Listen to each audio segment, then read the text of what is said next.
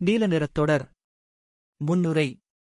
ஒரு நீண்ட அனுபவத்தை, தன்னுடைய பயணத்தை ஒரு தியான செயல் வடிவத்திலிருந்து இதை எல்லோரிடமும் தெரியப்படுத்த வேண்டும். இது காலத்தின் கட்டளை. காலத்தின் ஆணையை நிறைவேற்றவே இந்த புத்தகம்.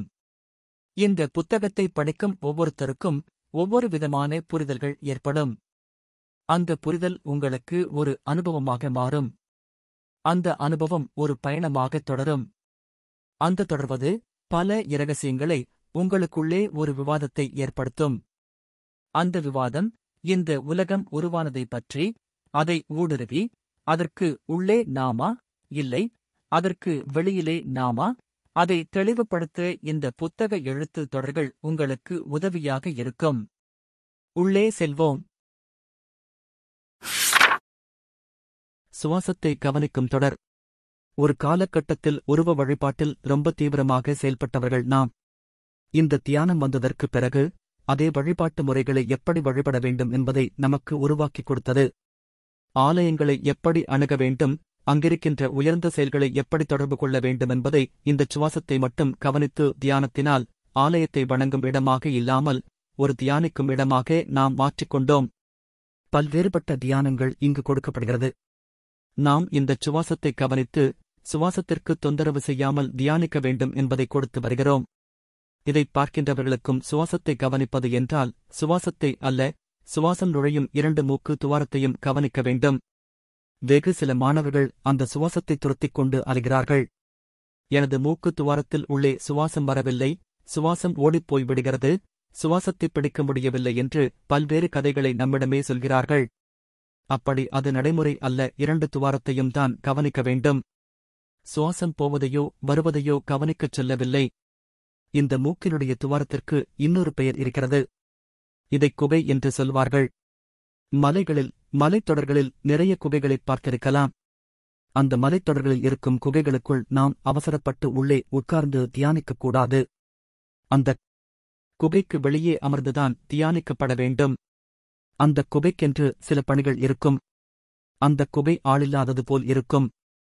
சூட்சுமங்களில் அதற்குள் ஒரு பெரிய பணி நடந்து கொண்டிருக்கும். அந்த பணிக்கு உள்ளே சென்று நாம் இடையூறு செய்துவிடக்கூடாது. அப்படி மீறி அங்கு உட்கார்ந்து ஆர்வ மிகுதியில் உள்ளே உட்கார்ந்து தியானிப்பவர்கள் அந்த குகைக்கும் அந்த சூட்சுமவாசியாக வந்து போகின்ற அந்த சக்திகளுக்கும் இடையூறை ஏற்படுத்துகிறார்கள் என்று பொருள். இதுபோன்று நேரடியாக எனக்கு ஒரு அனுபவம் ஏற்பட்டது. பழனிக்கு அருகாமையிலே தீவிரமான சக்தி கொண்ட ஒரு மலை இருக்கிறது. அந்த மலைத்தொடருக்கு நான் அடிக்கடி சென்று வருவது வழக்கம். ஒரு கூட்டமாகச் சென்று 1 மணி நேரமோ அதற்கு மேலேயோ தியானித்துவிட்டு அங்கிருந்து இறங்கி வருவது வழக்கம். இப்படி மாதக்கணக்காய் போய்க் கொண்டிருந்தது. ஒரு 2-3 நாட்கள் அந்த மலைக்குத் தனிமையிலே நான் மட்டும் போய் தவம் செய்துவிட்டு திரும்பி இறங்கி வருவது இருந்தது. எப்போதும் போல் ஒரு மதிய வேளையில் தனிமையிலே நான் சென்றேன். ஒரு 5-6 காட்டுப்பன்றிகள் என்னை வழிமறித்து என்னை போகவிடாமல் எனக்கு இடையூறு செய்தது. அப்பொழுது ஒரு குரல் அசரீரியாகக் கேட்டது. இந்த மலைக்கு இனிமேல் நீ வராதே, இந்த மலையிலிருந்து உனக்கு கிடைக்கப்பட வேண்டியது அனைத்தும் உனக்கு கிடைத்துவிட்டது. இந்த மலையை நாங்கள் காலி செய்துவிட்டோம். இந்த மலையிலிருந்து நாங்கள் புறப்படுகிறோம். உனக்கு இங்கு வேலை இல்லை. நீ இறங்கிப்போ என்று அந்த குரல் ஒலித்தது. என் கால் எப்படியாவது அந்த மலையை பார்த்துவிட வேண்டுமென்று துடிக்கிறது. நான் பலமுறை அந்த மலைக்கு வந்து ஒரு முறை கூட மேலே போகாமல் இறங்கி வந்ததே இல்லை. அந்த அசரீரியின் குரல் கேட்டதற்கு பின்பும் அந்த மலையை விட்டுப் பிரிய ஒரு செயல் இல்லாமல் மீண்டும் பார்த்துவிட வேண்டுமென்று முயற்சித்தேன். அந்த 6 பன்றிகள் என்னை தாக்க முற்பட முன் வந்தது. அதற்குப் பிறகு நான் இறங்கி வந்துவிட்டேன். அந்த மலைத்தொடருக்கு வருடக்கணக்காக நான் செல்வதில்லை. அதுபோல்தான் ஒரு குகை என்பது சாதாரண வடிவமாக நினைத்து ஆர்வத்தில் நாம் ஏதோ ஒரு வேலையைச் செய்துவிடக்கூடாது. அதேபோலதான் நம் தியானம். இந்த மூக்கில் காற்றைத் துரத்திப் பிடிக்கிறேன், அப்படி இப்படி என்று எதுவும் செய்யக்கூடாது. அந்த மூக்கினுடைய துவாரத்தையே கவனித்துக் கொண்டு காத்திருப்பவனுக்கு இந்த தியானம் ஒரு நல்வழிப்படுத்தப்படுகிறது. அப்படித்தான் என் வாழ்க்கையில் நல்வழிப்படுத்தப்பட்டது.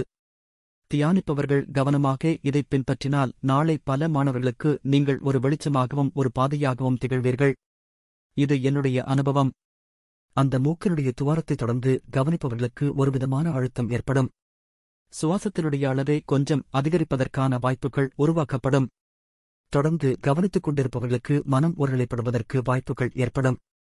மிகச் சரியாக குரு காட்டும் பாதையிலே குரு சொல்லிக் கொடுத்த உபதேசத்தையே சரணாகதி அடைந்து தியானிப்பவர்களுக்கு தியானத்தில் அமர்ந்து சிறிது நேரத்திலேயே தன்னையே ஒரு மறந்த நிலைக்குப் போவார்கள். தன்னை மறந்த நிலைக்குப் போகும்போது உள்ளே அந்த காற்று வடிவமாக தன்னுடைய குருவோ தியானத்தில் மூத்தவரோ உள்ளே சென்று ஒரு பணி செய்வார்கள். அந்த தலைப்பகுதியிலே அந்த காற்று உள்ளே சென்று ஆங்காங்கே முட்டி மோதி கீழே இடுப்புப் பகுதியைச் சென்றடையும். சென்றடைந்த காற்று உள்காற்றாக அங்கேயே சில நிமிடங்கள் நிறுத்தி வைக்கப்படுகிறது. வெளியிலே ஆழ்ந்து அமைதியில் உட்கார்ந்திருக்கும் தியானிப்பவர்களுக்கு உள்ளே ஒரு பெரும் பணி நடக்கிறது. அந்த இடுப்பு மையம் தொடர்ந்து தாக்கப்படும் போது ஒரு ஆணுக்கோ பெண்ணுக்கோ முன்பகுதி, தலைப்பகுதி, நெற்றிக்கண், இதயப்பகுதி இங்கெல்லாம் ஒரு பெரிய துடிப்பு உருவாகிறது. தொடர்ந்து காலையும் மாலையும் இப்படியே தன்னை மறந்து ஒருவன் அமர்ந்திருந்தானென்றால் தியானிப்பவர்கள் நன்றாக புரிந்து கொள்ள வேண்டும். தியானம் என்பது சொல்லிக் கொடுப்பது அல்ல, அது ஒரு வேலை அல்ல. பியூர் சரணாகதியாக தன்னையே தன் குருவிடம் ஒப்படைக்க வேண்டும். அப்படி ஒப்படைக்கின்ற தியானிப்பவர்கள் யாராக இருந்தாலும் நீ எப்பொழுது தியானத்தில் அமர்ந்தாலும் காற்று வடிவத்தில் உன் குரு வந்து விடுவார். ஒரு மகுடி ஊதப்பட்டால் நாகம் எப்படி வருகிறதோ உண்மையான சரணாகதிக்கு தியானத்தில் அமர்ந்திருப்பவர்களை நோக்கி காற்றாக ஒரு குரு வந்து விடுவார். அப்பொழுது ஒவ்வொரு நாளும் தியானம் பழகுகிறவர்கள் 10 நிமிடமோ 20 நிமிடமோ அரை மணி நேரமோ 1 மணி நேரமோ தன்னையே தன் குருவிடம் ஒப்படைக்க வேண்டும். தன்னையே ஒப்படைத்துவிட்டு ஒரு காலி பாத்திரமாக அமர்ந்திருக்க வேண்டும். அவர் சொல்லிக் கொடுத்த வழிமுறைகளை மட்டும் பின்பற்றி அப்படியே அமர்ந்திருக்க வேண்டும். இந்த உலகத்தில் யாருக்குமே தியானம் பண்ணத் தெரியாது. அந்த உண்மையை நீங்கள் தெரிந்து கொள்ளுங்கள். எனக்கும் தியானம் பண்ணத் தெரியாது. வெட்ட வெளியை குருவாக நினைத்து சரணாகதி அடைந்து ஒரு காலிப் பாத்திரமாக நான் அமர்ந்திருந்தேன். பல ஆண்டுகள் காற்றாக வந்து இடுப்புப் பகுதியிலிருந்து தலையின் உச்சி வரை நான் எப்பொழுதெல்லாம் தியானத்தை மேற்கொள்ளும் போதும் ஒவ்வொரு பகுதிகளாக எனக்கு வேலை நடந்தது. எனக்கு வேலை நடக்கும்போது இதயப்பகுதி ஒரு துடிப்பாகவும், நெற்றிப்பொட்டு ஒரு துடிப்பாகவும், தலை உச்சி ஒரு துடிப்பாகவும் இருப்பதனால் நான் அங்கு செல்லவில்லை. அந்த இடத்தில் சுவாசத்தை வைக்கவில்லை. எனக்கு என்ன வழிமுறைகள் இந்த வெட்டவழி காட்டிக் கொடுக்கப்பட்டதோ அந்த வழிமுறைகளை மட்டுமே பின்பற்றினேன். முழு சரணாகதி. அப்பொழுது இந்த சுவாசத்தை கவனித்துக் கொண்டே தன்னை மறந்து உட்கார்ந்திருந்த எனக்கு அந்த இடுப்பிலிருக்கின்ற அந்த நரம்போ ஒரு ஆணுக்கோ பெண்ணுக்கோ முன் பகுதியில் உள்ள உறுப்புகள் துல்லியமாக வேலை நடந்தது. தொப்புள் என்று சொல்லக்கூடிய அந்த இடம் தியானத்திற்கு ரொம்ப ரொம்ப முக்கியமான ஒரு இடம். அதற்குப் பிறகு படிப்படியாக மேலே எழத் தொடங்கி இதயப் பகுதியிலே ஒரு மையமாக ஒரு பெரும்பணி நடக்கப்பட்டது. அந்த இதயப் பகுதியில் தீவிரமாக வேலை நடப்பதினால் கழுத்துப் பகுதியை கடந்து போவதற்கு எளிதாக இருந்தது. அந்த உள்நாக்குப் பகுதி, தலையின் பிடரி, இந்த நெற்றிப்பொட்டு, இந்தப் பகுதிகளெல்லாம் தீவிரமான ஒரு பணி நடந்தது. இந்தப் பகுதிகளை அனைத்தும் எத்தனை புத்தகங்களில் படித்திருந்தாலும் யார் உங்களுக்கு அருகாமையிலேயே உட்கார்ந்து விடிய விடிய பாடம் நடத்தினாலும் சாதித்துவிட முடியுமா என்று கேட்டால் நிச்சயமாக முடியாது. முடியாது என்பதற்கு எடுத்துக்காட்டு இன்றைய தேதியில் உலகம் முழுக்க தியானம் மேற்கொண்டிருப்பவர்களின் நிலை என்ன என்று உங்களுக்குத் தெரியும். அறையும் குறையுமாக பயிற்சி என்ற பெயரில் சில தியானத்தைக் கற்றுக்கொண்டு அடுத்தது என்ன என்று தெரியாமல் ஏதாவது பெட்டராக மாறிவிட வேண்டுமென்று யார் தியானம் கற்றுக் கொடுத்தாலும் கற்றுக்கொள்ள வேண்டுமென்று ஒரு கூட்டம் இருக்கிறது. இன்னொரு கூட்டம் பெரும் சாபத்தைப் பெற்ற குருநாதரை அவருடைய தியானத்தையும் அவருடைய புத்தகத்தையும் வைத்துக்கொண்டு தியானத்தை மேற்கொண்டு மரணமடைந்து போகிறார்கள். அந்த மரணத்தையும் நியாயப்படுத்தி அவர்கள் கூட சுற்றித் திரிபவர்களே ஜீவசமாதி வைத்துக் கொள்கிறார்கள். ஜீவசமாதி என்பது இந்த வெட்ட வெளியால் வைக்கப்பட வேண்டும். பல்வேறுபட்ட உயர் சக்திகள் முன்னிருந்து வைக்கப்படும். ஒரு சராசரி மனிதன் ஜீவசமாதி வைக்க முடியாது. அங்கு திருநீரும் துளசியும் வில்வமும் போடலாம். கீழ்நிலையில் நம் ஊரில் இறந்தவர்களுக்கு இடுகாட்டில் செய்கின்ற அந்த சடங்கு சம்பிரதாயம் போலதான் இருக்கும். அதற்குள்ளே எந்த சக்தியோ அந்த உடல் நல்ல தன்மையிலேயோ இருக்காது.